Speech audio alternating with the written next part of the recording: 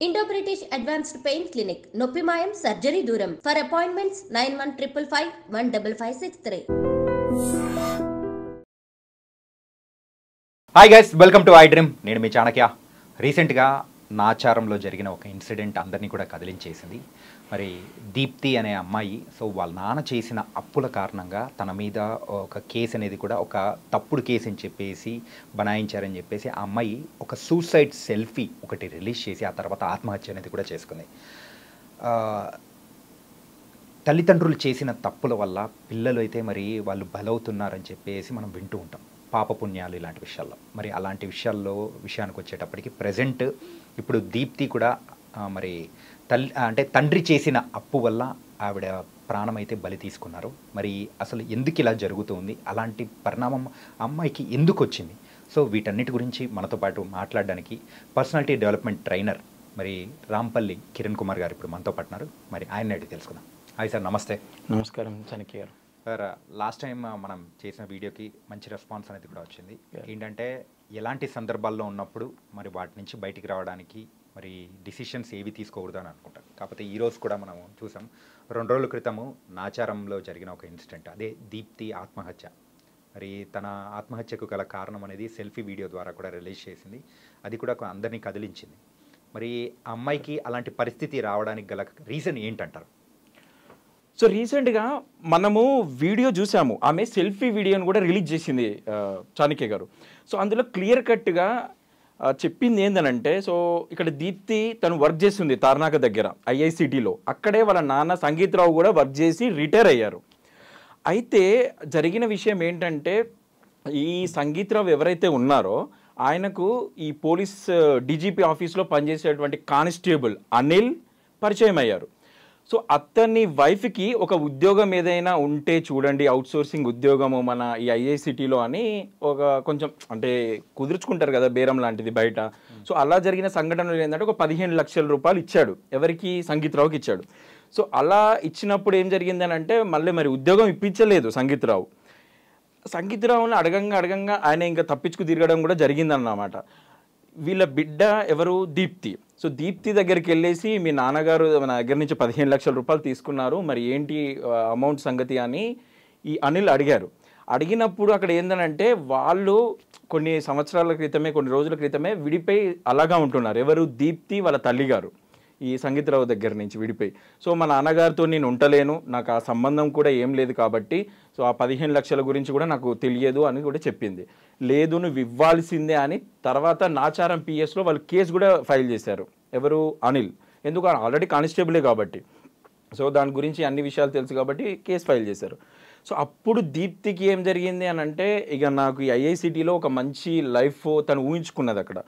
ఇలాంటి లైఫ్ నా కెరియర్ అంతా వెళ్ళిపోతుందేమో, ఈ కేసు వల్ల మొత్తం నా నా లైఫ్ ఇలా అయిపోయింది, ప్రతి ఒక్కరు కూడా నాదేదో తప్పు అనుకుంటున్నారని చాలా చెప్పింది అనిల్ కూడా. లేదు, ఆ 15 లక్షలు నాకేం, మా నాన్నగారు కూడా నాకేం ఇవ్వలేదు, నాకు ఏం సంబంధం లేదని కూడా. అయినా సరే లేదు అని కొంచెం హరాజ్ చేయడం కూడా జరిగింది.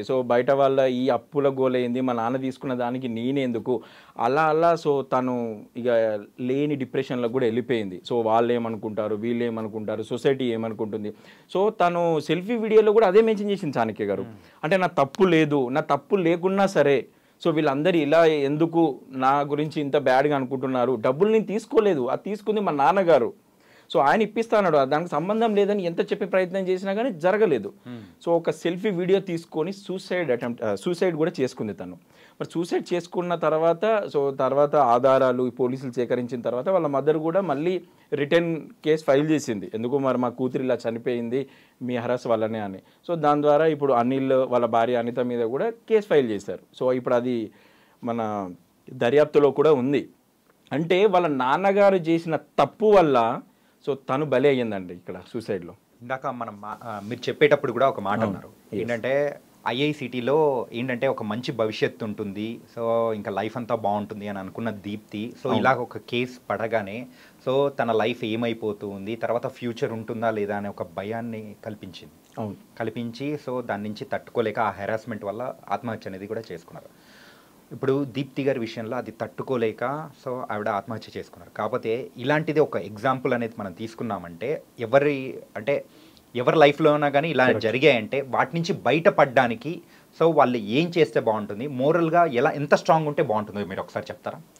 కంపల్సరీ మనం స్ట్రాంగ్ ఉండాలి చాణక్య గారు. ఎందుకనంటే ఎన్నో సిచ్యువేషన్స్ మనకు అగెనిస్ట్గానే జరుగుతుంటాయి, చాలా వరకు మన కంట్రోల్లో కూడా ఉండవు.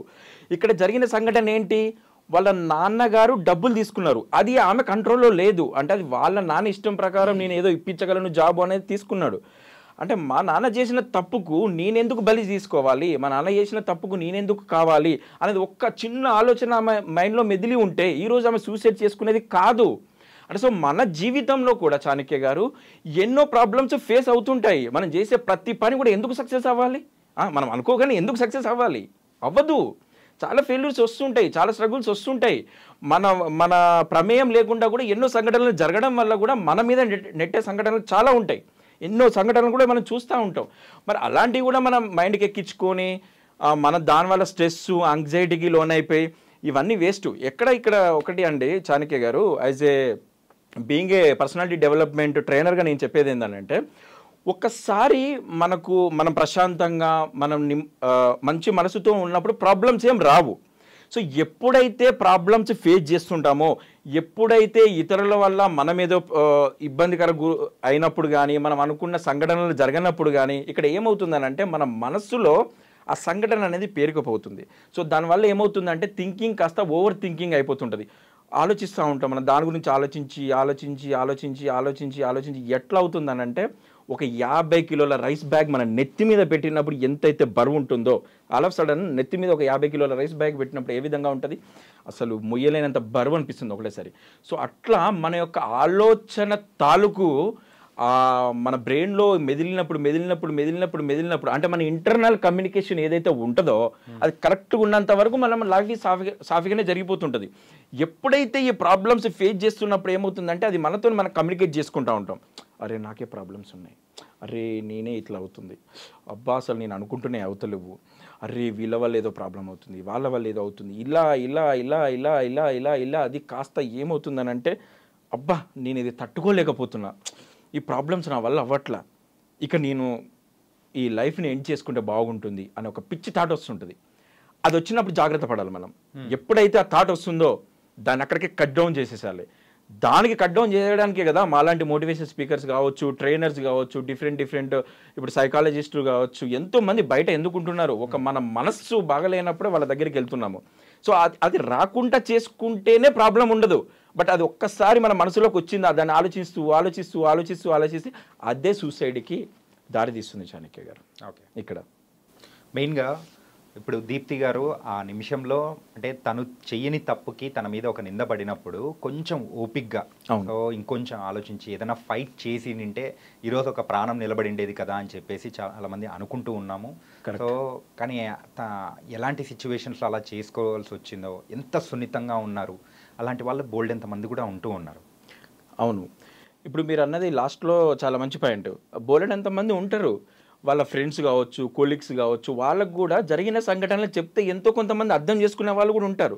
మన లైఫ్లో మనం చెప్పేది ప్రతిదీ తప్పుపట్టే వాళ్ళు మాత్రమే ఉండరు, అర్థం చేసుకునే వాళ్ళు కూడా ఉంటారు. ఇప్పుడు ఆమె సూసైడ్ చేసుకున్న తర్వాత జరిగిన సంఘటనలు ఆమె సూసైడ్లో అక్కడ సెల్ఫీ వీడియోలో చెప్పినప్పుడు మనమే పాపం అనుకుంటున్నాం, అరే ఆమె కొంచెం మంచిగా ఆలోచిస్తే బాగుండే, కొంచెము మిగతా వాళ్ళకు చెప్పుకొని ఏదో ఒకటి దాన్ని ఓవర్కమ్ చేసి ఉంటే బాగుండే అని మనమే మాట్లాడుకుంటున్నాం. ఇప్పుడు ఇక్కడ కూర్చొని కావచ్చు, బయట కావచ్చు, పోలీసు వాళ్ళు కావచ్చు, చుట్టుపక్కల వాళ్ళు కావచ్చు, వాళ్ళందరూ అనుకుంటుంటారు. ఇప్పుడు అయితే తను ఆ టైంలో ఎలా ఉంటుందంటే చాణక్య గారు, ఓకే ఇప్పుడు ఈ సంఘటన జరిగింది కాబట్టి రేపటి నుంచి నా చుట్టుపక్కల వాళ్ళు కావచ్చు, నేను ఇప్పుడు ఆడ ఐఐసిటీ దగ్గరికి వెళ్ళినప్పుడు నా కొలీగ్స్ కావచ్చు, నా పైన ఉన్న వాళ్ళు కావచ్చు, వీళ్ళందరూ నేనేదో తప్పు చేసినా అనుకుంటారేమో, నా చుట్టుపక్కల వాళ్ళందరూ ఈమె 15 లక్షలు తీసుకొని మోసం చేసిందేమో, మనం మంచిది అని అనుకుంటున్నాము అని చుట్టుపక్కల వాళ్ళందరూ అనుకుంటారనే ఒక దాంట్లోకి వెళ్ళిపోతుంటాం మనం.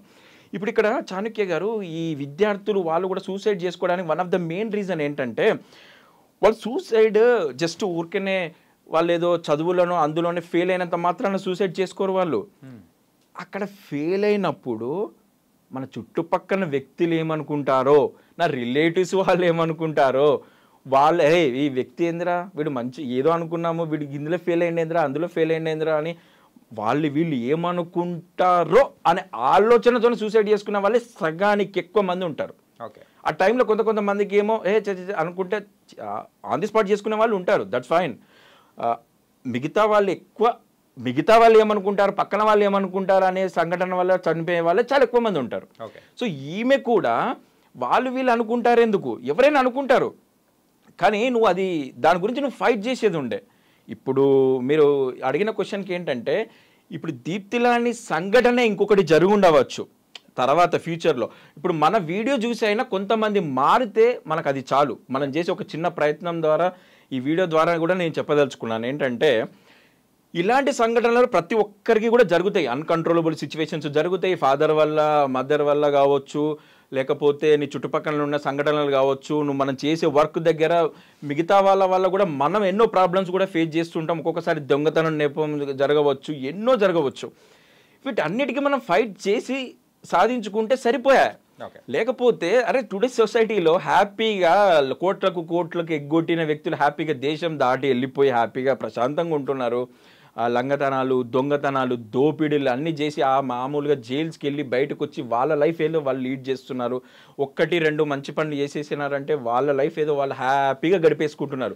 మరి అలాంటప్పుడు మనం వచ్చే ఒక చిన్న సమస్యను అది ఒక పెద్దగా భూతద్దంలో చూసుకొని ఈ సమస్య నాకు తప్ప ఇంకెవ్వరికి లేదెందుకు, అమ్మో ఇక నీ లైఫ్ నేను ఎండ్ చేసుకోవాలి అవి ఏమంటుందనంటే, మిగతా వాళ్ళు ఏమైనా తప్పుగా అనుకుంటారేమో, మిగతా వాళ్ళు ఇంకేమనుకుంటారేమో అని సూసైడ్ చేసుకుంటారు. అంటే చచ్చిపోయే అంత ధైర్యం ఉన్న ఒకసారి నువ్వు అది ఫైట్ చేసే అంతలో చూపించుకుంటే నీ లైఫ్ అనేది మనము కాపాడుకున్న వ్యక్తులం అవుతాం. ఎందుకంటే జీవితం అనేది ప్రతి ఒక్కరికి ఒకటే.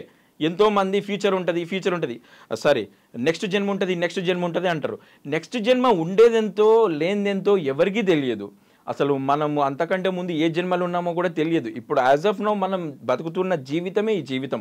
మనిషి జీవితం మనకు దేవుడిచ్చిన మంచి వరం అంటేది. సో ఎన్నో సమస్యలు అనేది కంపల్సరీ ప్రతి ఒక్కరి జీవితంలో ఉండేటివే. ఈ పర్సన్కి లేదు జీవితంలో సమస్య అనేది ఎవరికి లేదు, ప్రతి ఒక్కరికి ఉండే సమస్యలే. ఆ సమస్యను మనము సమస్యలాగా చూస్తే అది సమస్యనే అవుపిస్తుంది. ఆ సమస్యను మనం ఒక ప్రాబ్లమేటిక్గా ఆలోచించినప్పుడు ఏమవుతుంది అంటే, ఇంకొకసారి అదే సమస్య వచ్చినప్పుడు నీకు సొల్యూషన్ నీ దగ్గర ఉంటుంది. అంటే నీకు కొత్త ప్రాబ్లం వస్తుంది, దట్స్ ఇట్. మళ్ళీ నువ్వు దాన్ని తీర్చుకుంటూ వెళ్ళడమే.